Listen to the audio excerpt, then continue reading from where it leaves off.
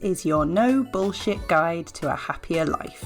Quick, but not necessarily easy tips to help you to squeeze every last drop of enjoyment out of your business and your life. My name is Helen Calvert. I'm a coach, a business owner and a parent, and I'm so happy to be here with you. I do swear occasionally, as the title suggests, so pop in your headphones if I'm not safe for little ears. Ready to go? Let's do this. Are you tired of feeling overwhelmed, disconnected, and stuck in life's endless hamster wheel? Imagine a space where you receive expert guidance exactly when you need it, belong to a supportive community that respects your comfort zone, engage actively or quietly observe, discover simple, actionable strategies to create meaningful change, and have a blueprint for reclaiming happiness on your terms. The Happier Life Hub helps you banish the bullshit and live your happiest life. Join us today for just £20 per month by visiting happier-life.co.uk/hub. My hope is that this becomes your default place to turn when you're struggling or just need fresh ideas, like having me in your pocket whenever you need a boost. The world isn't built with your well-being in mind. Daily, we're bombarded with messages designed to keep us small, exhausted, and disconnected from our true selves. The Happier Life Hub is your gentle revolution against mediocrity, a warm, supportive resource centre to help you understand who you truly are and how you naturally thrive, create a life that genuinely supports your well-being, break free from societal expectations that drain your energy, and find fulfillment individually and collectively foster harmonious living. Do you wish for a single place where wisdom is easy to find and access, expert guidance without the commitment or expense of one-to-one coaching, and a space that boosts your confidence, enhances your emotional safety, and fosters belonging? I've got you covered. The Happier Life Hub is open and ready to welcome you. Join us today for just £20 per month by visiting happier-life.co.uk/hub or visit the show notes for this episode. Hello and welcome to this episode where we're going to be talking about why the label. To label or not to label, that is the question. It's not language that I've ever used personally. I've never talked about labeling myself, labeling my children. I've never talked about other people having labels, but it's something that comes up quite a lot in terms of, do we want to label ourselves as neurodivergent, as autistic, as having ADHD? Do we want our kids to have that label? Now, the language in and of itself is quite interesting because a label suggests something that is visible, something that is on the person, it's stuck to the person or it's hung around their neck and everyone can see it. And I can understand that for some people, having anything about yourself publicly visible could be off-putting. Personally, I wish I had a label. I wish I had a neon sign above my head that explained me to other people, because I find it so hard to explain myself and to be believed. And it would be amazing to have a label. So I think the first thing to remember is that even if a diagnosis or a self-diagnosis or an understanding of ourselves, even if that was an actual label which everybody could see, not everyone would find that a problem. Some of us would welcome that. But as I say, not everybody would. So how does it help me to be going through the world telling everyone that I'm autistic? And how has it helped my children? So my eldest son is diagnosed as autistic, and that diagnosis came as a huge relief to him. I think if the diagnosis had come back negative, he would have been very confused and unhappy because autism made sense to him and he was glad that everybody else agreed. My youngest is on the pathway to being diagnosed. I suspect ADHD, so autism and ADHD in my youngest. We shall see. And I am self-diagnosed. So self-diagnosed autistic with some ADHD traits, but definitely not enough for a diagnosis. And I've spoken before about how I went through specific questionnaires with a friend who is clued up on this stuff. So I haven't just read memes and decided I'm autistic. But I'm very, very happy with my self-diagnosis. And I go through the world now telling people that I am autistic.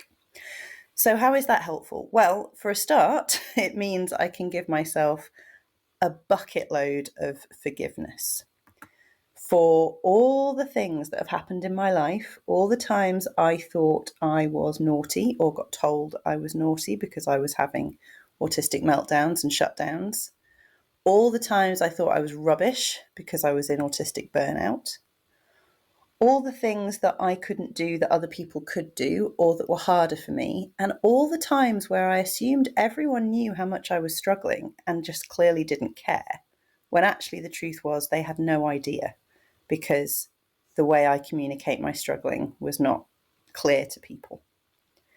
It also helps in specific places. We've talked about healthcare already this season. It very much helps me in a healthcare setting to be able to tell people that I'm autistic. It helps me hugely in airports. I travel a lot. I'm good at traveling. I'm quite comfortable in airports, but my goodness, it is an even more pleasant and easier experience now I have my sunflower lanyard and can tell people that I'm autistic, especially when things go wrong. So, as I say, I'm very comfortable traveling, but a few years ago, I got delayed at JFK Airport at 10 o'clock at night and had a huge autistic meltdown. And I wish I had known then what I know now, because I would have been able to explain myself much better and it would have saved me a truly horrific experience, to be honest. It really was quite awful for a good 24 hours. It helps me to understand the way I approach friendship, which we're going to talk a little bit about next time. And you may have heard the metaphor that a diagnosis of neurodivergence is like finding out you're a zebra when all this time you thought you were a really weird horse. It's not helpful to think that you are just odd or wrong or weird. And that's the thing about these labels. You may have seen this meme doing the rounds that before I had a label of autism, I had lots of other labels. It's not as though we're not already labelled.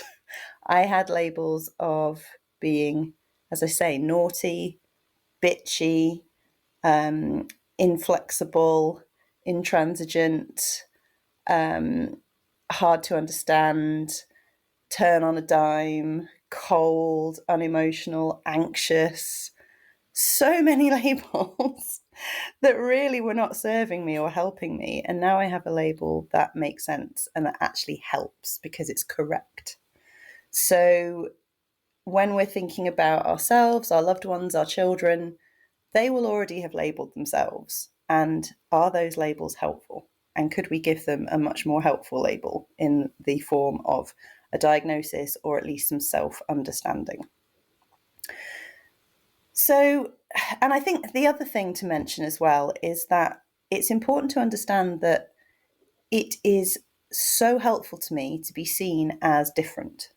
Because again, for a lot of people, the idea of being different and not fitting in is terrifying and upsetting, and they don't want that for their children. I was always different. I've never fitted in. But people thinking that I'm neurotypical, a normie, and treating me as such and expecting me to behave as such has hurt me so much. All my life has caused quite significant trauma.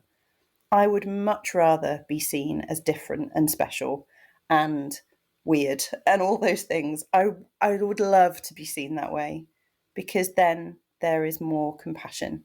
Now, that has been my experience. That is not everyone's experience. And of course, we have to be careful who we entrust with our emotional well-being. We can't just go through the world saying, I'm this, I'm that, I'm the other, and expect everybody to understand and behave the way we want them to. Unfortunately, humans are not that way. But my experience has been most times when I advocate for myself and explain who I am, people respond in a helpful way. So, why am I not going to pursue a diagnosis if this label is so helpful to me? So, well, for a start, a diagnosis of being neurodivergent, especially as an adult, takes years, and I can't be bothered, is the short answer. I really can't be asked. But there is more to it than that. But that is the short answer. I can't be bothered. If I suspected that I had ADHD and felt like medication could help me, then yes, I would pursue a diagnosis because then I would be able to get medications. However, there are no official medications for autism. I say official because I take sertraline for anxiety, and anecdotal evidence, people, not actual data, anecdotally, I would say that sertraline is the unofficial autism medication for women. And interestingly, it doesn't seem to work for people with ADHD. But as I say, that is my anecdotal experience. But there are no official medications for autism. And even if there were, I wouldn't want to take them because autism doesn't hurt me. It makes me difficult for the people around me, but it doesn't hurt me. So I wouldn't be looking to change how I am in the world. If somebody said, if I went through a diagnosis procedure and someone told me I wasn't autistic, I would disagree with them, which is possibly the most autistic thing ever. So it wouldn't even be meaningful to me. I don't need that rubber stamp because I know that I am, and I'm very happy advocating for myself. The process of being questioned, potentially misunderstood, potentially misinterpreted, potentially dismissed, potentially not heard, would hurt me to my core, and I am not putting myself through that trauma again. I do not trust the healthcare profession. If you've listened to my healthcare episode, you know my experiences there have been truly dreadful because I'm autistic, and I'm not putting myself through any of that unless I have to. My story is my own. So to me, a diagnosis of autism is not the same as a diagnosis of cancer, or I'm trying to think of other things and my mind has gone blank, but it's not the same as a diagnosis of an illness or disease that has come in from the outside. Nothing has come to me from the outside that I need a professional to tell me what's happening. My body hasn't suddenly developed a problem that a professional needs to spot. This is who I am and who I've always been. Autism is my neurotype. It's how my brain was formed. I'm not giving anyone else the power to tell me who I am as a person. As you can tell, I feel quite strongly about this, but that's the important part. I feel strongly about this. That's my story. Not for a second would I tell anyone whether they should or should not seek a diagnosis, because a diagnosis is for us. It is purely for ourselves, so that we can understand ourselves. For our children, it's so they can understand themselves, and also, of course, importantly, so they can get support through school, which is why I've pursued a diagnosis for both of my children. Even though we already talked to them about their neurotype, how their brain works, what could help them, we're not waiting for a diagnosis before we have those conversations with them. And I think that's another really important part of the picture, which is if you find tips and tricks that help you, if you've listened to some of my episodes this season and thought, my God, that resonates with me, but I don't think I'm autistic, then ultimately do what helps you. And in some ways, it doesn't really matter what the diagnosis might be. So if you've read some tips and tricks on getting more organised if you have ADHD and they've really helped you, does it really matter whether you know you're ADHD or you don't think you are or someone's told you you're not? If you found something that helps, go with it. Certainly, a lot of the tips and tricks for ADHD have helped my youngest. Having a fully autistic household definitely helps us to understand and communicate with each other and to understand what's a problem and what isn't. You know, stimming and little verbal tics and all kinds of different stuff. We know those aren't problems. They're not a sign of anything difficult or worrying. They're just what we do. They might be a sign of someone trying to communicate in a certain way, but we can understand that amongst ourselves. So pursue a diagnosis if you'd like one. Don't if you don't. Don't let anybody tell you your story. But I think the really important thing is that we help ourselves and the people we love to understand themselves. So if your child has a diagnosis or is awaiting a diagnosis, or you just think there might be something in it, then, as in the idea of a diagnosis, not something in the child, that came out wrong. But if you suspect neurodivergence in your child, it's so helpful to them if you discuss it with them. Not necessarily in terms of what they may or may not have, although obviously that is important, but in terms of the different tips and tricks that could just help them through their day, through their life. But I think it's worth remembering that even if we don't label our children, and as I say, that's not really a term that I gel with, but even if we don't, it's still important that they understand these possibilities. Because in later life, if they're struggling, if they don't know there's a chance they're neurodivergent, they won't know to seek up the answers in that way. I wish for the last 40 years I'd known to Google, how do autistic people cope better in the workplace? How do autistic people handle intimate relationships? How do autistic people navigate friendships? I wish I'd known to include that in my search terms, in the books I was looking at, in the people I was talking to. So, label or don't label, not everyone's afraid of a label. Some of us would love to have one. A lot of us don't even think of it in those terms. But there is nothing more powerful than having knowledge about oneself. So let's seek that out for ourselves and for our children. And that way, I think we can squeeze every last drop of enjoyment out of life. Speak to you next time. Thank you so much for listening. If you'd like to find out how to work with me or how to get your hands on a copy of my book, you can find all of those links in the info for this episode. My huge thanks to Stephanie Ward of the Spicy Brain Collective for sponsoring the whole of this season of the No Bullshit Guide to a Happier Life. You can also find out more about Steph's collective for neurodivergent business owners via the links in the episode info. See you next time.